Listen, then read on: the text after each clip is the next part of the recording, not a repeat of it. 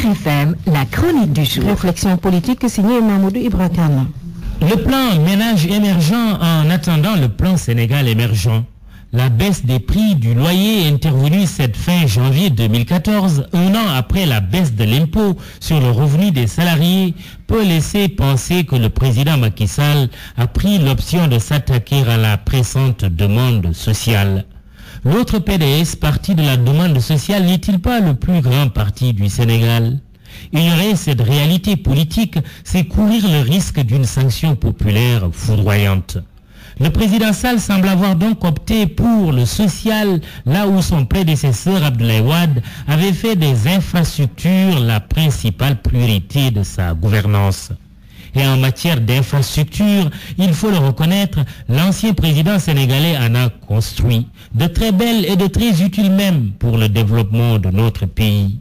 Un Wade ironique qui déclare à la télévision congolaise lors d'une visite de chantier aux côtés de son ancien homologue du Congo-Brazza, le président Denis Sassou Nguesso, « Si j'ai été un grand constructeur au moment, le président Sassou est en train de me dépasser. » Suivez son regard.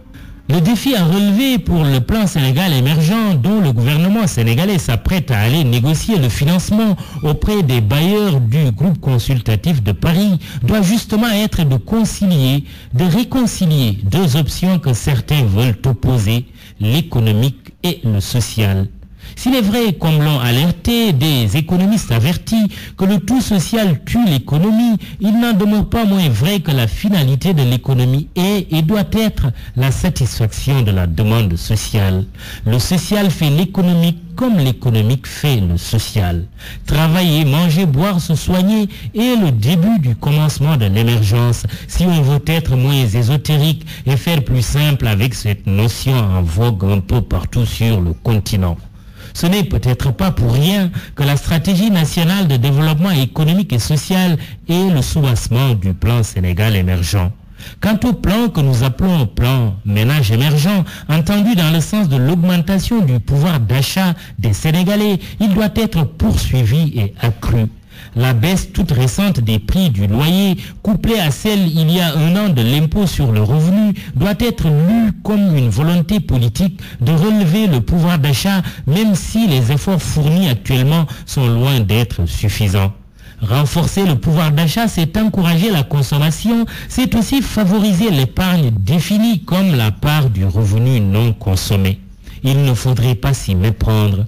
La volonté politique affichée par le pouvoir de ramener les prix du loyer à des proportions raisonnables n'aura de sens et d'effet social durable que si la part du revenu non consommé, s'il en reste bien sûr, est utilisée par le ménage concerné en vue d'obtenir un logement par exemple. Personne n'a l'ambition de mourir locataire, même s'il faut reconnaître la difficulté pour tout le monde d'être propriétaire. D'où l'importance pour l'État de promouvoir les logements sociaux. Le président Macky Sall marque des points dans sa politique sociale, mais il risque aussi d'en perdre dans sa réforme territoriale dénommée Acte 3 de la décentralisation. La volonté de supprimer la région comme ordre de collectivité locale laisse perplexe plus d'un.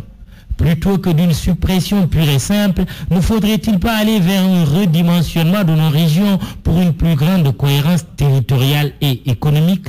Il n'est pas trop tard pour revoir la copie.